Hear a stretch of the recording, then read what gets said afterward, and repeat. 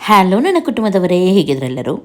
ಇವತ್ತು ನಾನು ನಿಮ್ಮ ಜೊತೆ ಶೇರ್ ಮಾಡ್ತಾ ಇದ್ದೀನಿ ಸೂಪರಾದ ಒಂದು ಸ್ನ್ಯಾಕ್ಸ್. ಖಂಡಿತವಾಗ್ಲೂ ಇದನ್ನು ನೀವು ಟ್ರೈ ಮಾಡಿ. ಹೊರಗಡೆ ಎಲ್ಲ ಸ್ನ್ಯಾಕ್ಸನ್ನು ಕೂಡ ನೀವು ಮರಿತೀರ. ಇದಕ್ಕೆ ಬೇಕು ಆಲೂಗೆಡ್ಡೆ. ನಾನಿಲ್ಲಿ 2 ಆಲೂಗೆಡ್ಡೆಯನ್ನು ತೊಗೊಂಡಿದ್ದೀನಿ ಹಾಗೂ ಈ ರೀತಿ ತೆಳ್ಳಗೆ ಸ್ಲೈಸ್ ಮಾಡಿಟ್ಟಿದ್ದೀನಿ. ಒಂದು ಫ್ರೈಯಿಂಗ್ ಪ್ಯಾನಲ್ಲಿ ಬಟರನ್ನು ಹಾಕ್ತಾ ಇದ್ದೀನಿ ಹಾಗೂ ಬಟರ್ ಸ್ವಲ್ಪ ಬಿಸಿಯಾಗಿದ್ದೆ ಆಲೂಗೆಡ್ಡೆ ಹಾಕಿ ಅದನ್ನು ಫ್ರೈ ಮಾಡಲಿಕ್ಕೆ ಇಡ್ತಾ ಇದ್ದೀನಿ.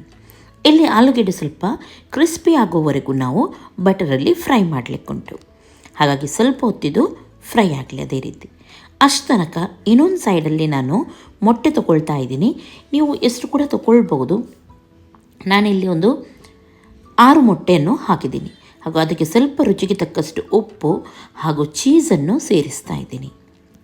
ಚೀಸನ್ನು ಒಂದು ಅರ್ಧ ಕಪ್ಪಷ್ಟು ಹಾಕಿದರೆ ಸಾಕಿಲ್ಲಿ, ಅಥವಾ ಅದಕ್ಕಿಂತ ಜಾಸ್ತಿ ನಿಮಗೆ ಚೀಸ್ ಫ್ಲೇವರ್ ಇಷ್ಟ ಇದೆ ಆದರೆ ಹಾಕ್ಬೋದು ನೀವು. ಚೆನ್ನಾಗಿ ಫಸ್ಟಿಗೆ ಇದನ್ನು ಮಿಕ್ಸ್ ಮಾಡಿ. ಆಮೇಲೆ ಒಂದು 1/4 ಕಪ್ಪಷ್ಟು ಇದಕ್ಕೆ ಹಾಲನ್ನು ಸೇರಿಸಿ. ಹಾಲು ಹಾಕಿ ಕೂಡ ಒಳ್ಳೆ ರೀತಿ ಇದನ್ನು ಮಿಕ್ಸ್ ಮಾಡಿ. ಉಪ್ಪಿಲ್ಲಿ ನಾನು ಸ್ವಲ್ಪ ಹಾಕಿದ್ದೀನಿ, ಯಾಕೆಂದರೆ ಬಟರಲ್ಲಿ ಕೂಡ ಉಪ್ಪಿರುತ್ತೆ. ಇಲ್ಲಿ ನಾನು ಆಲೂಗೆಡ್ಡೆಗೆ ಫ್ರೈ ಆಗ್ತಾ ಬರುವಾಗ ಮೇಲ್ಗಡೆಯಿಂದ ಪಿಂಚಷ್ಟು ಉಪ್ಪನ್ನು ಸೇರಿಸಿ ಮಿಕ್ಸ್ ಮಾಡ್ತಾ ಇದ್ದೀನಿ. ಇನ್ನೊಂದು ಸೈಡಲ್ಲಿ ನಾನು ಸಾಸೇಜ್ ಇರುತ್ತೆ ನೋಡಿ, ಚಿಕನ್ ಸಾಸೇಜ್, ಅದನ್ನು ಕಟ್ ಮಾಡ್ತಾ ಇದ್ದೀನಿ. ಸಾಸೇಜ್ ಇಲ್ಲ ಅಂತಾದರೆ ಚಿಕನ್ ಪೀಸನ್ನು ಬೇಯಿಸಿದ್ದು ನೀವು ಹಾಕ್ಬೋದು. ಆಲೂಗೆಡ್ಡೆ ನೋಡ್ಬೋದು ಕ್ರಿಸ್ಪಿಯಾಗಿ ಫ್ರೈ ಆಗಿದ್ದೆ. ಮೇಲ್ಗಡೆಯಿಂದ ಚಿಕನ್ ಸಾಸೇಜನ್ನು ಹಾಕಿ ಸ್ವಲ್ಪ ಪೆಪ್ಪರನ್ನು ಹಾಕ್ತಾ ಇದ್ದೀನಿ. ಇದರಿಂದ ಇದರ ಫ್ಲೇವರ್ ತುಂಬ ಚೆನ್ನಾಗಿ ಬರುತ್ತೆ. ಆಮೇಲೆ ನಾವು ರೆಡಿ ಮಾಡಿದ್ದ ಬ್ಯಾಟರ್ ಇತ್ತು ನೋಡಿ, ಅದನ್ನು ಮೇಲ್ಗಡೆಯಿಂದ ಹಾಕಿ ಕಂಪ್ಲೀಟಾಗಿ ಈ ರೀತಿ ಹಾಕಿ ಆದಮೇಲೆ ಗ್ಯಾಸನ್ನು ಲೋ ಫ್ಲೇಮಲ್ಲಿಟ್ಟು ಮೇಲ್ಗಡೆಯಿಂದ ಮುಚ್ಚಿ. ತುಂಬ ಆದಷ್ಟು ಲೋ ಫ್ಲೇಮಲ್ಲಿ ಇಟ್ಟುಬಿಡಿ.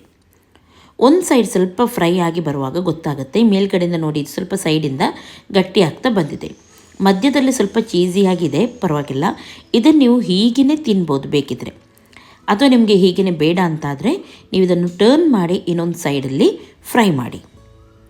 ಇನ್ನೊಂದು ಸೈಡ್ ಕೂಡ ಸ್ವಲ್ಪ ಹೊತ್ತು ಫ್ರೈ ಆಗಲಿ, ತುಂಬ ಓವರಾಗಿ ಫ್ರೈ ಮಾಡಬೇಡಿ ಇನ್ನೊಂದು ಸೈಡ್. ಇವಾಗ ಇದನ್ನು ಪ್ಲೇಟಿಗೆ ಹಾಕೋಣ. ಮೆಲ್ಲ ಟರ್ನ್ ಮಾಡ್ತಾ ಪ್ಲೇಟಿಗೆ ಈ ರೀತಿ ಹಾಕಿದರೆ ಆಯಿತು. ಓಕೆ, ಈ ಸ್ನ್ಯಾಕ್ಸ್ ನೀವು ಹೊರಗಡೆ ತಿನ್ನುವ ಪಿಜ್ಜಾ ಬರ್ಗರ್ಗಿಂತಲೂ ಚೆನ್ನಾಗಿರುತ್ತೆ. ಹಾಗಾಗಿ ಮನೆಯಲ್ಲೇ ಸಿಂಪಲಾಗಿ ಈ ಸ್ನ್ಯಾಕ್ಸನ್ನು ಮಾಡಿ ತಿಂದು ನೋಡಿ, ಎಲ್ಲರೂ ಕೂಡ ಮನೆಯಲ್ಲಿ ಇಷ್ಟಪಡ್ತಾರೆ. ಇವಾಗ ಇದನ್ನು ಕಟ್ ಮಾಡ್ತಾ ಇದ್ದೀನಿ ನಾನು. ನೋಡಿ ಎಷ್ಟೊಂದು ಸಾಫ್ಟಾಗಿ ಎಷ್ಟೊಂದು ಚೆನ್ನಾಗಿದ್ದು ಬಂದಿದೆ ಅಂತ ಹೇಳಿ. ಒಮ್ಮೆ ನೀವು ಇದನ್ನು ಟ್ರೈ ಮಾಡಿ ನೋಡಿ. ಇವತ್ತಿನ ಈ ರೆಸಿಪಿ ಇಷ್ಟ ಆಯ್ತು ಅಂತಂದರೆ ಲೈಕ್ ಮಾಡಿ, ಶೇರ್ ಮಾಡಿ, ಸಬ್ಸ್ಕ್ರೈಬ್ ಮಾಡಿ. ನಾಳೆ ಸಿಗ್ತೀನಿ. ಎಲ್ಲರಿಗೂ ಟೇಕ್ ಕೇರ್, ಬಾಯ್ ಬಾಯ್.